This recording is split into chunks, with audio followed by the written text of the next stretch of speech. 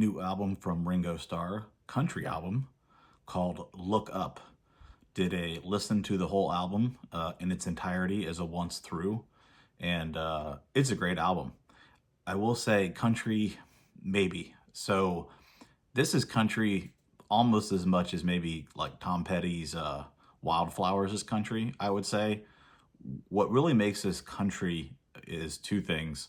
One is the instruments used. There's a lot of like lap steel and things that just you find mostly in country. Although one of the songs had more of a Hawaiian feel to me with the lap steel, the way it was played. And then there's a number of musicians that play on multiple songs, most of them. And they are kind of what give it more of the country vibe to me. Mostly the vocals from the females that sing with Ringo. A number of the songs, probably half or more, have a female singing. When there's usually somebody singing with him, it's usually a female. So it sounded great fidelity-wise. It had a good sound. It wasn't over-processed or anything crazy. It just sounded good.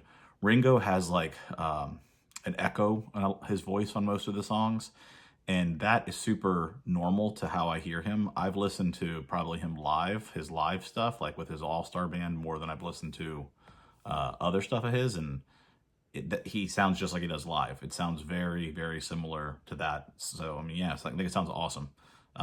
There's 11 tracks. Of the 11 tracks, 9 of them have somebody with him featured, at least per the title, and 2 of them are just showing him as on his own.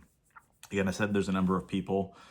There's Billy Strings, the bluegrass guitar phenomenon. Jimi Hendrix of the bluegrass world, I believe, is probably an accurate way to describe Billy Strings. Molly Tuttle, who I'm not as familiar with. Larkin Poe, who is 2 people, sisters, I believe. Lucius, which is a 4-piece. And then Alison Krauss, who's a legend in the country music world. All the songs, I don't think none of them are covers. They all had pretty much the producer as the songwriter. There's a couple different producers, and there's a few different songwriters. One of the people's names I didn't see anywhere else, so maybe one of the songs is a cover, but I think they're pretty much all original, so to speak, or they were, made for this. So, yeah, I mean, it's awesome. It's just, it's not country to me like a lot of the country I hear on the radio today. I think that's a good thing. I think that would have been weird to hear. I mean, Ringo has a history with country, right? He Act Naturally, he had on Help. I mean, that was a B-side to Yesterday. Yesterday was, I think, per some really important polls in the past, either, if not the best song ever written, considered, arguably one of the best songs ever written. As the B-side to that was Act Naturally, which was a Buck Owens song, I think, a country song. A lot of, stuff Ringo did had that vibe. He doesn't sing really country. He sings the way he sings, which I'm used to hearing the Yellow Submarine voice when I think of him singing.